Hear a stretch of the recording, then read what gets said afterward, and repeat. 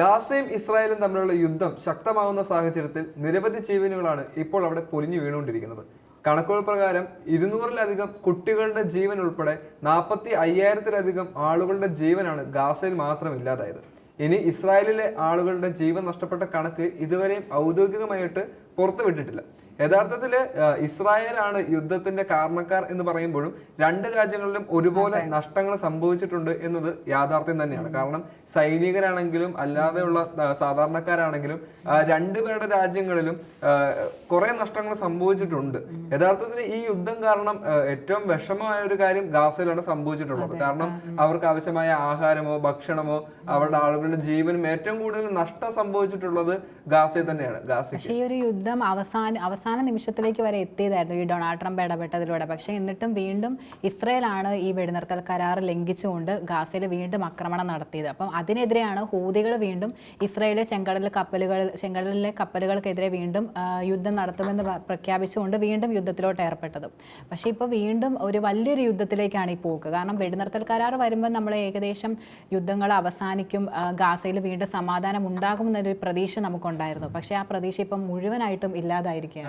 യഥാർത്ഥത്തിൽ ഇന്നലെ കൂടി അവിടെ ഒരു അക്രമം നടക്കുകയും വീണ്ടും വെടിവെപ്പ് വരികയും ചെയ്തു. അതിലൂടെ ആളുകളുടെ ജീവൻ ഇല്ലാണ്ടായി. അത് കുട്ടികൾ ഉൾപ്പെടെയുള്ള നിരവധി ആളുകളുടെ ജീവൻ അവിടെ നഷ്ടമാവുകയും ഇപ്പൊ അവിടെ കൂടുതലും മരിച്ചവരിലാണെങ്കിലും സ്ത്രീകളും കുട്ടികളും ഉൾപ്പെടുന്നവരാണെന്നാണ് റിപ്പോർട്ടുകളെല്ലാം പുറത്തു വരുന്നത്.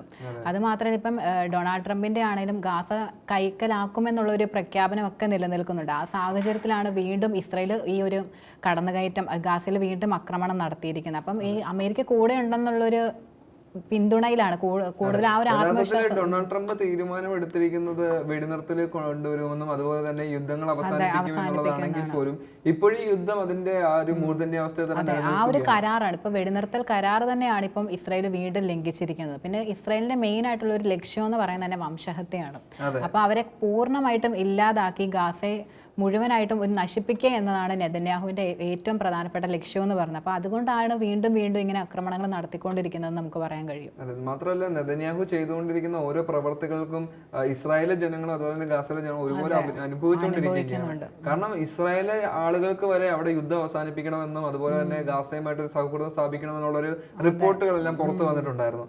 എന്നിട്ടും നെതന്യാഹുവിന്റെ തീരുമാനങ്ങളും അതുപോലെ തന്നെ നെതന്യാഹുവിന്റെ ഇത്തരത്തിലുള്ള ദൂഷ്ട്യം അല്ലെങ്കിൽ ഒരു വൈരാഗ്യമുള്ള ഒരു കാര്യം കൊണ്ടാണ് ഇപ്പോൾ ഈ യുദ്ധങ്ങൾ ഇത്തരത്തിൽ കടന്നു പൊയ്ക്കൊണ്ടിരിക്കുന്നത്. കാരണം ഈ ഡൊണാൾഡ് ട്രംപ് ഇടപെട്ടപ്പോഴേലും നമ്മൾ പ്രതീക്ഷിച്ചിരുന്നത് ഒരു ഗാസയിൽ സമാധാനം ഉണ്ടാകും, അതുപോലെ ഇസ്രായേൽ പൂർണ്ണമായിട്ട് യുദ്ധത്തിൽ നിന്ന് പിന്മാറും എന്നൊക്കെ തരത്തിലായിരുന്നു. പക്ഷെ വീണ്ടും യുദ്ധം കൂടുതലും വലിയ പ്രതിസന്ധിയാണ് ഇപ്പൊ സൃഷ്ടിച്ചുകൊണ്ടിരിക്കുന്നത്. ഈ പ്രതിസന്ധി കാരണം തന്നെ വലിയ അക്രമങ്ങൾ വീണ്ടും വരുമ്പോൾ നമുക്ക് വീണ്ടും ഒരു പ്രതിസന്ധി എന്ന് പറയുന്നത് ബാക്കിയുള്ള രാജ്യങ്ങളെയും ഇതൊക്കെ ബാധിക്കുന്നുള്ളതാണ്.